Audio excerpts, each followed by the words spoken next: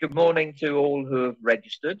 I'm the chair of Co-ops and Mutuals Wales, and welcome to our event, which is why does Robert Owen still offer so much to cooperators in the 21st century?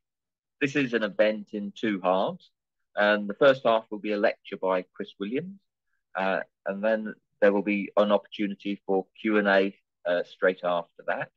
And then in the second half, we shall have a panel discussion, which will be about Robert Owen and education for cooperators. And that will be chaired by Jeremy Miles, Education Minister. So without further ado, I'll hand over to Mick Antoniw, the MS and Minister for the Constitution, to start proceedings. Thank you. Well, bore da, diolch yn fawr am y gwahoddiad I siarad â chi bore yma. Thank you ever so much for the invitation. I am the Labour and Cooperative member for Pontypridd, a member of the cooperative group in the Senedd, one of the largest political groups. And of course, I'm really pleased that cooperatives, Co-ops and Mutuals Wales are hosting this event, which I think is really important. I'm only going to say just a couple of words before really the introduction to the main talk about Robert Owen. But whenever I do little talks about Robert Owen, I actually start off by referring, I think some of us probably have these, the Encyclopedia of the Labour Movement has a foreword by Ramsay MacDonald. And I always refer to it because it has what I think was some of the early thinking in the 20s and 30s in the Labour Party about Robert Owen and his importance. And I just wanted to read a couple of extracts because I think it sets the scene for some of the stuff that's important in the way in which education is developing in Wales and how we have to learn about things like trade unionism, civic education, political education, and about trade unions. The book is undated. I presume it's 20s or 30s, but I presume it's undated because it represents the timeless advance of cooperativism and socialism, but we'll leave that as it is. It says Robert Owen was responsible for the original ideas about cooperation. And he goes on to talk about the experiences in Lanarkshire, and he talks about the Rochdale pioneers, the principles of the society, fair conditions of labour, which is so important at this present time. But the paragraph I really wanted to mention is this bit here. It says international developments. From the example and experience of British cooperators have sprung all the cooperative movements of countries abroad. In almost every country, some modifications of principle and practice to suit national conditions. It may truly be said that there is now a cooperative chain girdled around the world, its various national links comprising not less than 50 million souls. In the industrial countries, consumers' cooperation is paramount, while in the agricultural countries, producers' cooperation takes first place. I think, one of the tragedies of Welsh history and our political history is that not had Robert Owen and his thinking and his contribution to social reform and political reform at the forefront of our education system and of our thinking. And some of the purpose of today's event and the commemoration of Robert Owen increasingly, I think, is what we're beginning to do within Wales is recognise the importance of people like Robert Owen. So I don't want to say any more about that because Chris Williams is obviously an expert and we'll talk far more about these issues and debate later on. I apologize I can't stay long today. I have a number of Remembrance Days event that I have to attend. I just want to say one thing in just 1 minute, and really about people will know about my Ukrainian background, and of course the events in Ukraine at the moment are very important. I'm traveling to Ukraine in December with hopefully some other Senedd members, and we were taking medical supplies and so on over to support those that are defending Ukraine at the moment. And I think the link to the crowdfunder, which I still think has 2 days to go, is set up there. So anyone who would like to contribute and support that, you've got another 2 days to do so on that. But apart from that, again, to thank Cooperatives and Mutuals Wales. The work of the Cooperative Party and the cooperative movement, I think, is really important to thinking within Wales in terms of banking and in terms of our economic and social partnership development. So thank you very much. Diolch yn fawr. Back over to you. Over to Chris Williams. Thank you very much indeed. And a great pleasure to be here virtually speaking today on the subject of Robert Owen and cooperation. The Encyclopedia of the Labour Movement, Mick, is 1928. Ramsay MacDonald wouldn't have been allowed to write for it after 1931. I think we could say that.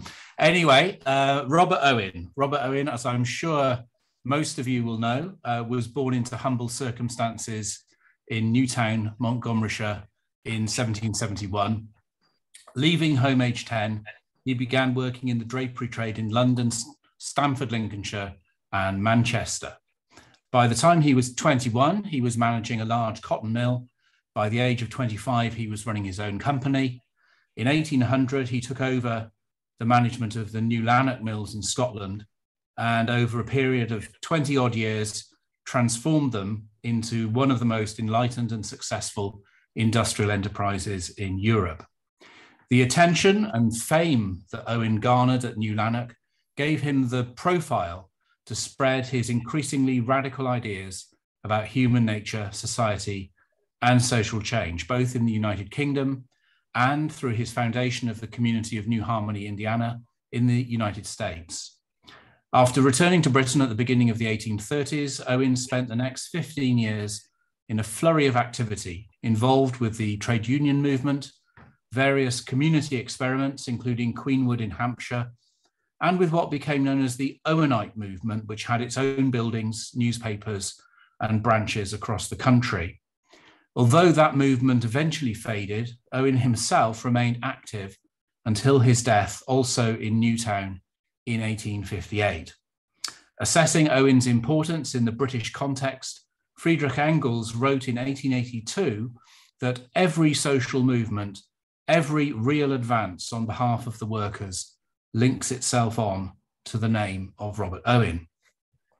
Now, in no case are Engels' words more true than that of the cooperative movement.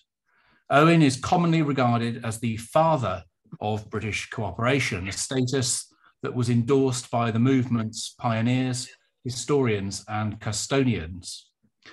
When Owen's grave in Newtown was refurbished at the beginning of the 20th century, it was the cooperative movement, and especially the Owenite follower and historian George Jacob Holyoake, who were to the fore. When the then Newtown Public Library had a Robert Owen wing added in 1903, the claim was written in stone. The plaque reading, "This portion of the building was erected by the Cooperative Union, acting on behalf of the cooperators of the United Kingdom, to the memory of Robert Owen, founder of cooperation." Now, this endorsement of Owen's status did not wither in the 20th century. In 1994, a copy of what you can see on the left here, the 1953 statue of Owen, which stands in Newtown, a copy of that was unveiled in Manchester outside the Cooperative Bank as part of the 150th anniversary celebrations for the Rochdale Pioneers. And a blue plaque on the site of one of Owen's former workplaces in Manchester similarly credits him as a Welsh entrepreneur and social reformer whose ideas formed the basis of the worldwide cooperative movement. Now, what I aim to do today is to delve a little deeper into this relationship between Owen and cooperation. Cooperation existed before Owen, but there's little doubt that Owen's ideas gave cooperators food for thought and a sense of the role they might have in achieving far-reaching social change. Owen himself became involved with a range of cooperative ventures from the mid-1820s through to the 1840s, although it's fair to say that he rarely stuck with one initiative for very long, and not all cooperators felt his contributions were universally helpful. But nevertheless, in the fecundity of Owen's ideas were to be found inspirations for many branches of cooperative activity. So born over 250 years ago, Robert Owen may still, with considerable justification, be viewed as the cooperative movement's single most important figure. Well, the first thing to say is that Robert Owen did not invent cooperation, however important he was to its flourishing. We can identify cooperative corn mills in the dockyards of Woolwich and Chatham in the 1760s, cooperative stores in Ayrshire and Glasgow in the 1770s, and a cooperative supply company in Oldham in 1795. But what was different about Owen was that he was able to provide an intellectual framework within which those inclined towards cooperation as a practical principle could locate their efforts, confident that the future might well belong to their ideals rather than the existing emphasis on competitive capitalism.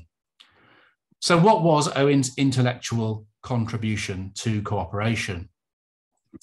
Well, in this, as in so many other areas of his thought, Owen did not emerge with a fully formed theory of cooperation at any particular time.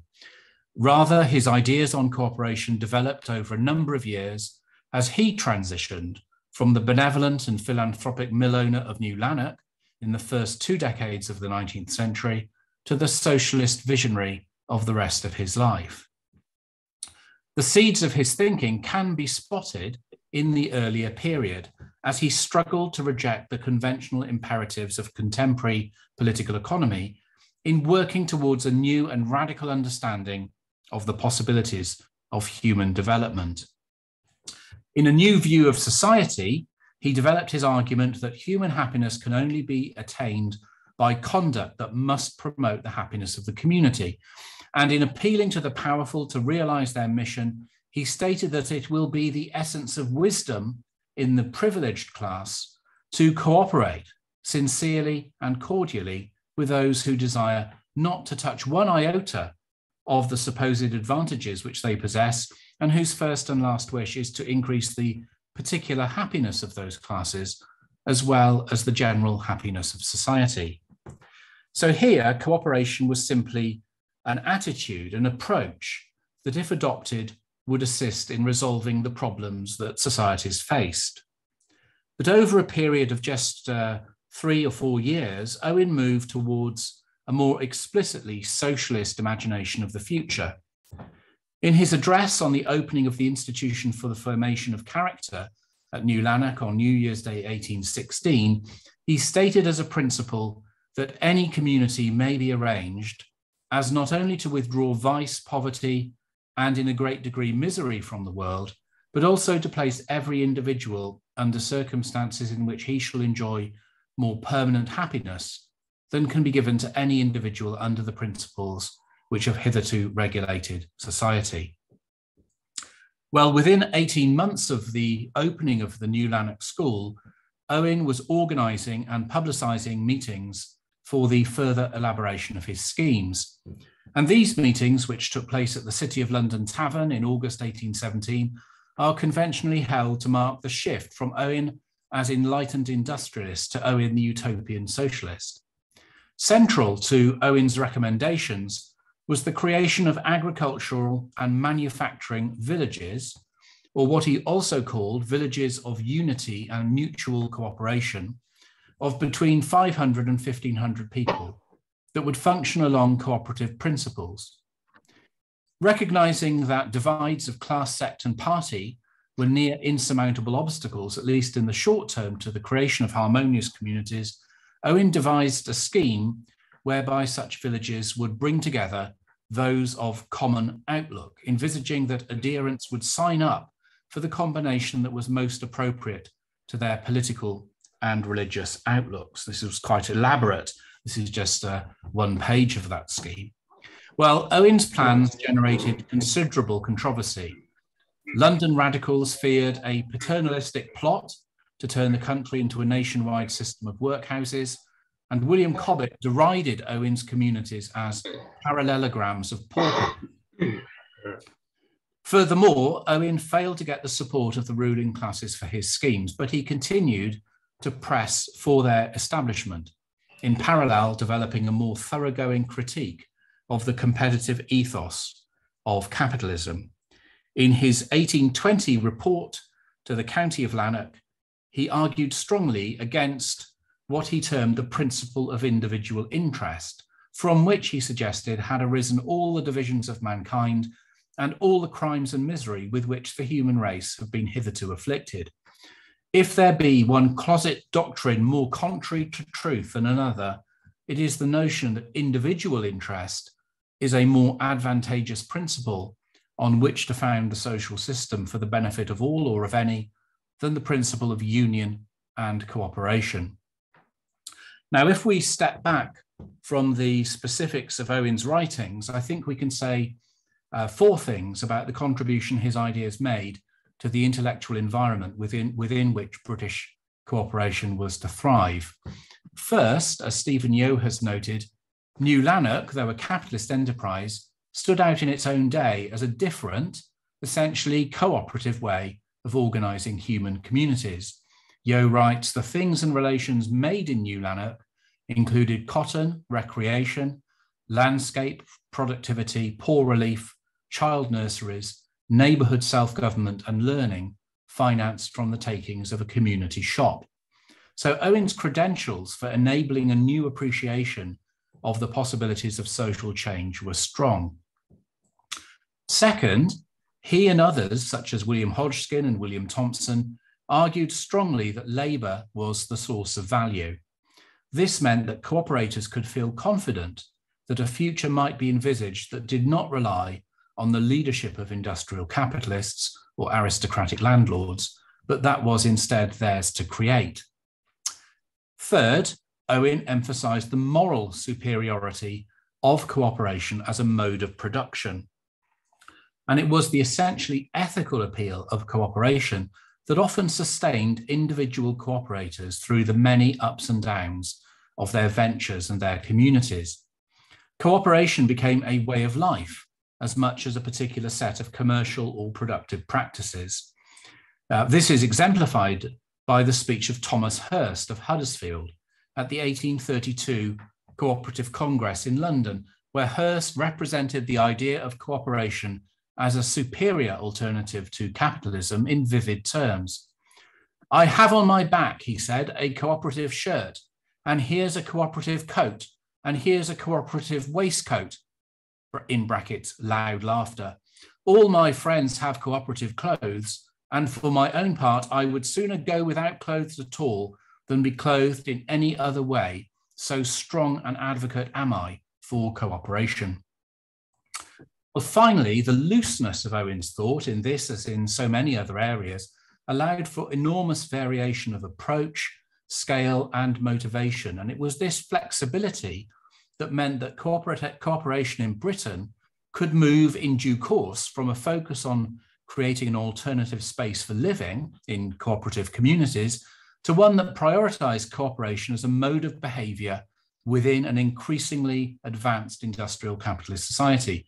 Cooperation could be about creating communities. It could be about how those communities would work with each other, but it could also be any form of collective action for common economic benefit. It could cover cooperative production, but it could also cover cooperative retailing. So overall, Owen was not so much a theorist of cooperation as a mood setter. Edward Thompson, more often than not, a stern critic of Owen in his The Making of the English Working Class, nonetheless captures in this quotation something very important and positive about Robert Owen's contribution, including his contribution to cooperation. As Thompson writes, it was the very imprecision of Owen's theories which offered nonetheless an image of an alternative system of society and which made them adaptable to different groups of working people. From the writings of the Owenites, artisans, weavers, and skilled workers selected those parts which most closely related their own predicament and modified them through discussion and practice. Owen's writings can be seen as ideological raw material diffused among working people and worked up by them into different products. And I think, there's evidence that this isn't simply justification after the fact. As the publication Cooperative Miscellany noted in January 1830, Owen's ideas were so eclectic as to afford a general inspiration. Steps, it was written, are actively moving onwards towards the diffusion of the views of Mr. Owen, which are now generally known as the principles of cooperation. These principles breathe universal love of our fellow beings, industry among all classes, equality of privileges for all the human race, peace and goodwill to all mankind, the equal distribution of labour and wealth, and universal knowledge, and happiness. To take an example of how Owen's ideas could inspire other radicals who yet might still shrug off certain aspects of his approach or resent his resistance to modifying his own views, we might look at the radical William Lovett, perhaps best known for his involvement in the London Working Men's Association in the 1830s and his framing of the People's Charter.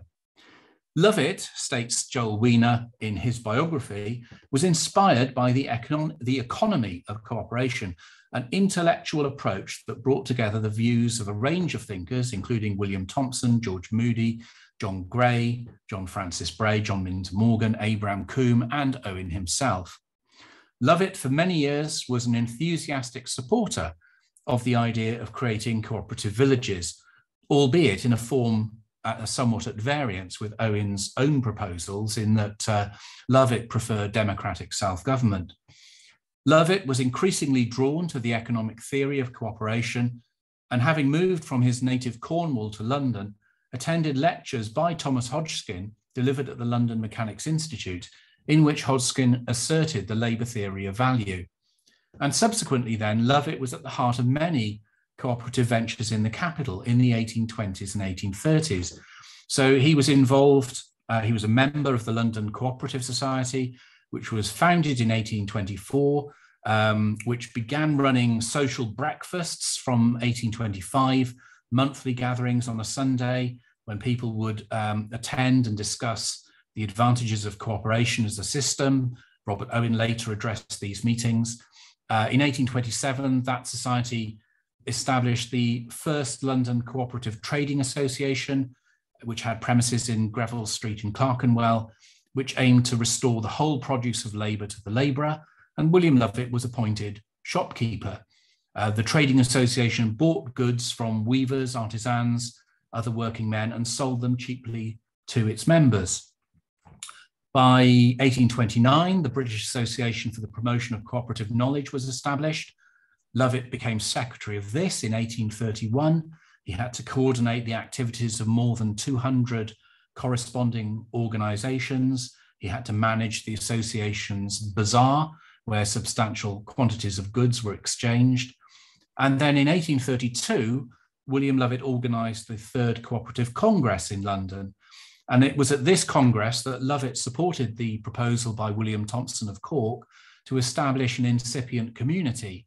This was thwarted by Owen, who wanted to see a more comprehensive systemic approach to community building. And after this, Lovett distanced himself from Owen, and he is critical of aspects of Owen's personality and methods in his autobiography. But there he also mentioned that he continued to entertain the highest respect for Owen's warm benevolence and generous intentions. And even in 1830, Lovett paid tribute to Owen for giving him and his fellow cooperators a sense of purpose and identity. He it was, Lovett said, who impressed upon our minds a conviction of our importance, who convinced us, the working men, that we were the pillars of the political edifice, that we sustained the whole superstructure of society. Now, we know that Owen was not always an easy man to work with, perhaps not ever an easy man to work with, but the facility he had for empowering working people was an important element of his broader contribution to the culture of the British labour movement. He exuded respect for others, no matter their station, and this was no small advance in the class-ridden society of the early 19th century. As the Rotherham poet Ebenezer Elliott stated in 1834, paying tribute to Owen, "You came among us as a rich man among the poor and did not call us rabble. This is a phenomenon new to us. There was no sneer on your lips, no covert scorn in your tone." So by the late 1820s, Owen's thought was an important part of the ferment of ideas around the British cooperative movement. But Owen would not have been seen by all, or perhaps even by most, as the movement's primary or sole inspiration. Cooperation was a diffuse, geographically dispersed movement with about 500 societies and 20,000 members across the United Kingdom by the early 1830s. Now, this map doesn't exactly give you a picture of the early 1830s. It's from G.D.H. Cole's book, and it's cooperation before the Rochdale pioneers. So it's mapping those societies that were known to have existed before 1844. Not all of them, of course, in existence at the same time. And Ireland isn't included in this map. And I think a bit of northern Scotland, Aberdeen, is missed, and the detail, particularly it says Lancashire, Cheshire, and the West Riding of Yorkshire, as well as London, isn't given because you need a smaller scale map to see that. We did note that G.D.H. Cole committed a grave error against those of us born in Monmouthshire, in that he placed the border between Wales and England in the wrong place, and thus made Malpas an English cooperative society, but we'll perhaps forgive him that. But I think this gives you a sense of the nationwide extent of the movement. It actually also, I think, does highlight how little there was in terms of early cooperation in Wales. That's another question. So you had all of these societies, you had a great deal of activity. They weren't centrally controlled, they weren't uniform in their approach, but there was a great ferment of ideas, and there were many newspapers and some often very short-lived journals and magazines, and these are just some of the titles of publications that emerged in the 1820s and went on into the early 1830s. According to the Owen biographer, Frank Podmore, these early cooperative societies met together in the common hope of ultimately founding a community in which they could live together in fellowship. So these early cooperators, the word cooperation was synonymous with brotherly love. The petty trading profits were an earnest, by which he meant a sort of sign or a foretaste of what is to come, an earnest of liberty for themselves and their children. And the grocery store appeared as an antechamber to the millennium. Some British and Irish cooperators, as we know, envisaged their future as members of discrete cooperative communities of the kind that were established in Mynir Fen, Pantglas, Garnlwyd, Ralahain.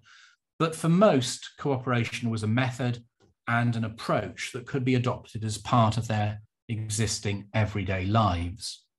Now, into the space of economic cooperation, Robert Owen himself entered definitively just the once, in the form of the incredibly ambitious venture of the Gray's Inn Road Labour Exchange in London. And the thinking behind this is outlined by an article in the Owenite journal, The Crisis, on the 30th of June, 1832. Now, hundreds of thousands of persons of all the various trades in existence rise each morning without knowing how or where to procure employment.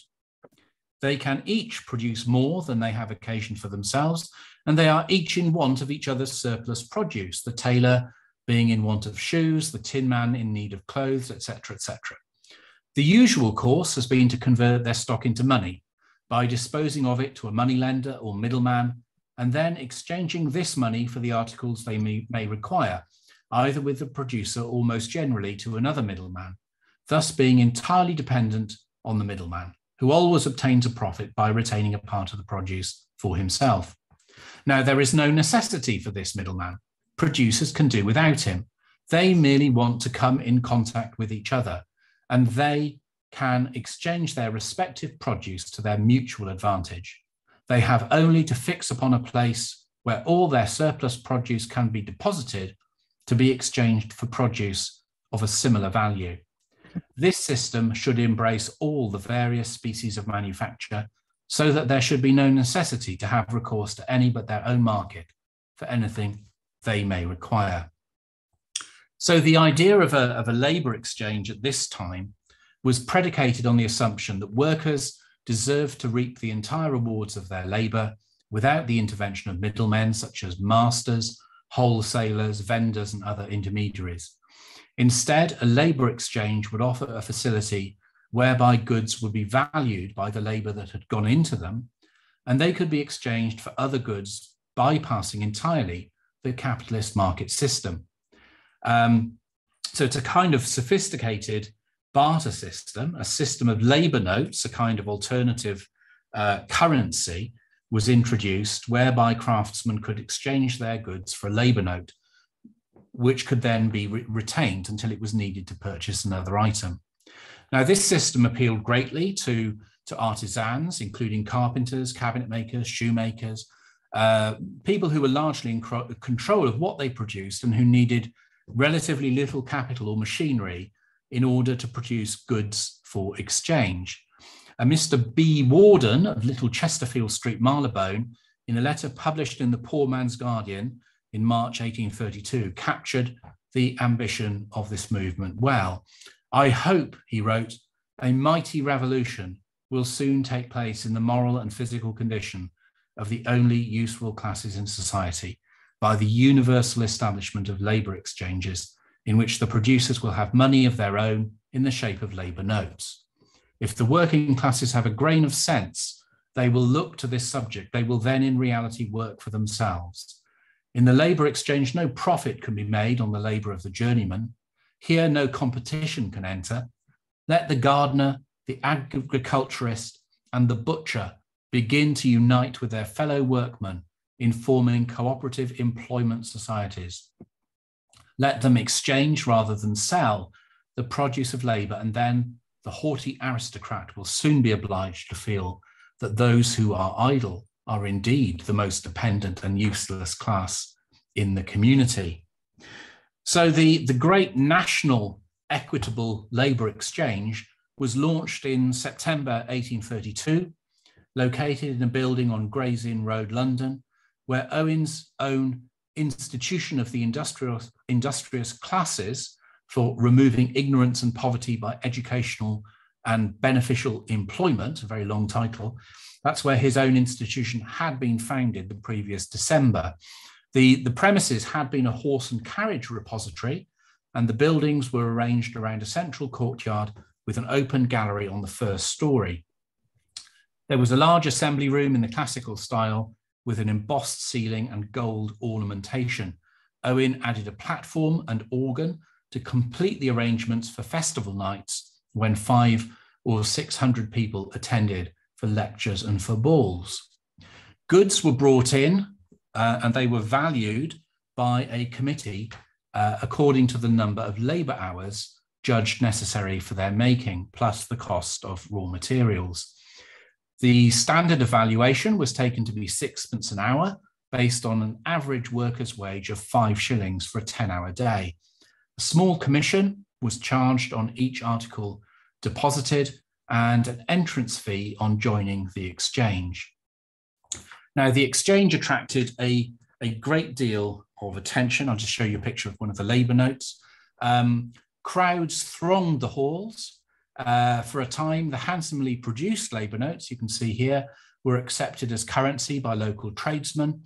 And Owen triumphantly announced that equitable labour exchanges were the bridge over which society would pass to a new and better world. So the Gray's Inn Road became a centre of political and social as well as economic activity.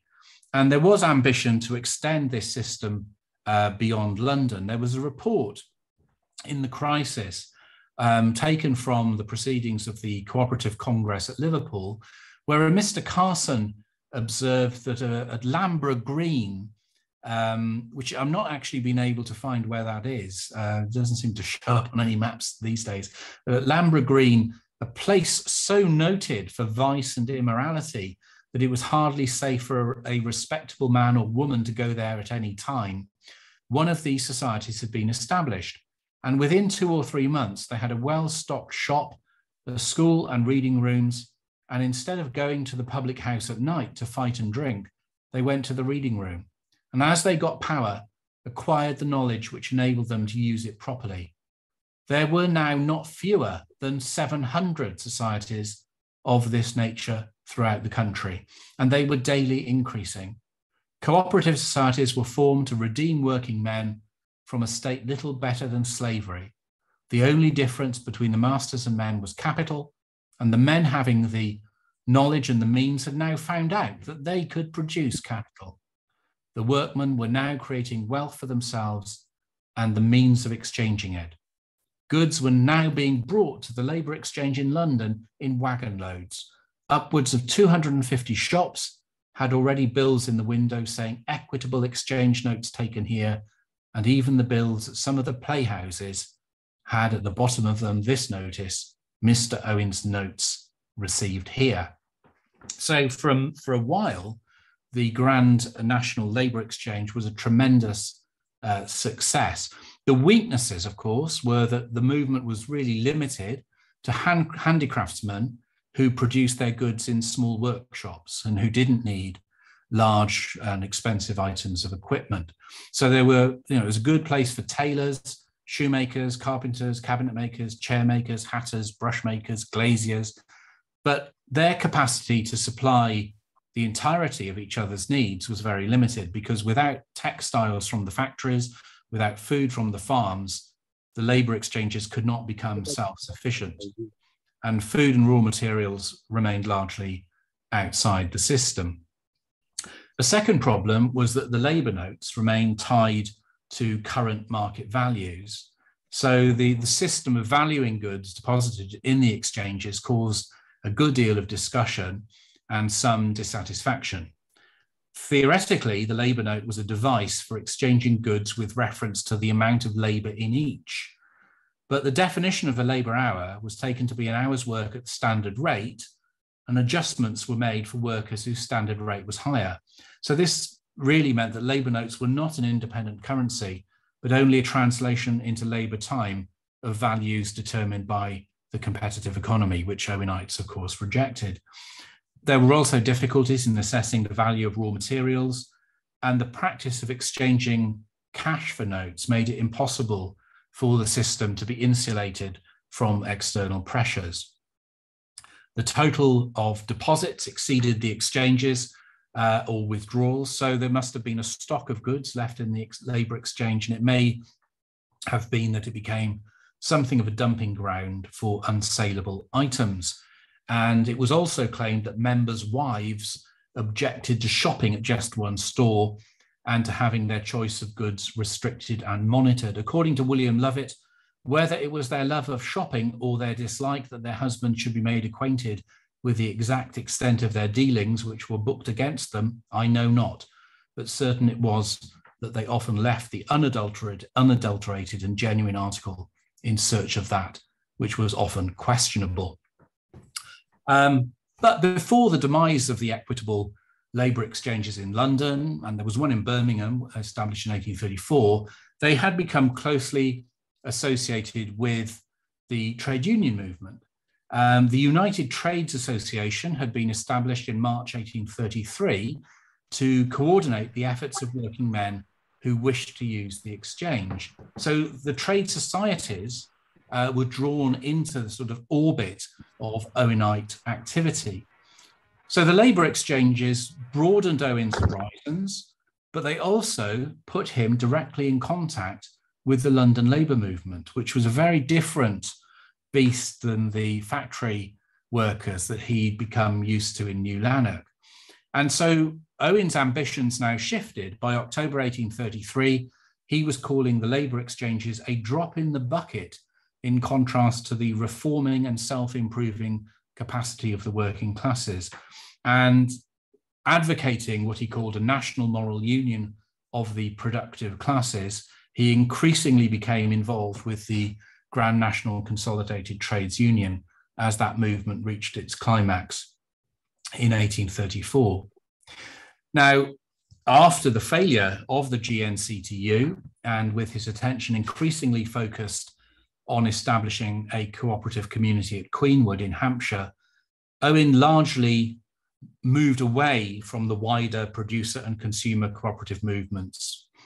When he visited Carlisle in 1836, he noted that there were 6 or 7 cooperative societies in the town, all of which were at that time returning a profit. But he was unimpressed, writing that it is high time to put an end to the notion very prevalent in the public mind that this is the social system which we contemplate, or that it will form any part of the arrangements in the new moral world. But to a considerable degree, Owen was no longer in control, if he ever had been, of the momentum that the cooperative movement had begun to build up. What followed left Owen behind as it moved into the era of the Rochdale pioneers and the cooperative store, still connected in many cases to community experiments, still aspiring for wholesale changes in the organisation of society, but focused at the same time on the immediate and practical material gains to be obtained from cooperative retailing. So if we pause and consider Owen's legacy for the cooperative movement, what can we say? Well, one of the intellectual problems that went largely unanswered by Owen was how to move from the current state of society to the new moral world. Owen's emphasis was variously on the persuasion of the governing elites through appeals to reason, on the practical and moral example that might be set by different forms of community experiment, and on the growth within existing capitalism of what we might term a set of alternative cultural and social institutions, whether these be labour exchanges or Owenite halls of science. Owen never generated persuasive answers to the problem of political change. He rejected violent revolution. He was deeply sceptical about the value of universal suffrage. He was not interested in Chartism. He made but sporadic and unconvincing efforts to pioneer a parliamentary career. Now, to be fair, he was not alone in not having the answers. Chartism, in its own lifetime at least, failed to deliver on its promises, and it would be the last decade of the century before the parliamentary road to socialism began to be mapped out by the Independent Labour Party. Owen's contribution instead was to what Edward Thompson, in his essay, The Peculiarities of the English, called the warrening from within of British capitalism by the institutions of the labour movement, of which trade unionism and cooperation were twin pillars, along with friendly societies, building clubs, educational ventures. Stephen Yeo characterises the same developments as associational creativity. Now, this process did not generate rapid change in Owen's lifetime, but it contained within it the seeds of a brighter future. As Leszek Kolakowski explained in his Main Currents of Marxism, Owen's doctrine initiated a new phase of the British workers' movement in which it ceased to be merely an outburst of despair and became a systematic force which in the end brought about immense social changes. So though Owen did not generate on his own convincing answers to the problems posed to the British labour movement by industrial capitalism, his ideas were part of the constellation of thought that generated increasingly successful responses. And moreover, Owen, though insufficiently pragmatic to make a success of many of his ventures, was always sufficiently visionary. He was always sufficiently visionary to inspire others. George Jacob Holyoake, who was certainly critical of Owen on many issues, nonetheless reflected in his 1893 autobiography that an English community, as the followers of Robert Owen understood it, was a self-supporting industrial city, distinguished by common labour, common property, and common means of intelligence and recreation. These communal cities were to be examples of industrialism freed from competition. In the communal life, an ethical character was to be formed in the young and impressed upon adults, and all assured education, leisure, and ultimate competence. This was the first systematized social conception in which I believe, and believe no less in it still. So in conclusion, among the many movements and ideas that Robert Owen inspired and influenced, cooperation has a claim to be the longest lasting and most important. The cooperative movement in Britain predated Owen, but from the late 1820s, it was infused with his optimism that a better world could be organised around, as he put it, principles of union and cooperation. Such principles took many forms: communitarian experiments, producer associations, the labour exchange movement, and ultimately the foundation stone of British cooperation, the cooperative store. And although Owen moved on rapidly to other enthusiasms, his ideas continued to function as a touchstone for cooperators for generations to come. According to Sidney Pollard, the power of Owenism should not be underrated. Its basic concepts and its main conclusions, the right of every man to happiness, the right to the whole produce of labour, the right to work, to knowledge, to social equality, the longing for a social system that would encourage man to help man instead of competing against him, these and others touched a chord in almost every artisan and labourer who lived through the dark days of the Industrial Revolution. So Owen continues to offer much food for thought for us in the 21st century. To adapt something that Stephen Yo wrote, the continuities between the cooperative movement in Britain in the 1820s and that of today, 200 years on, are remarkable, more so than the continuities within socialism as an idea. Members of cooperative and mutual enterprises with shared hopes and disagreements about their practice across the two periods, wrote Yo, would recognize each other's discourse. The power of the cooperative movement as an organization or as a set of associations remains recognizable across time.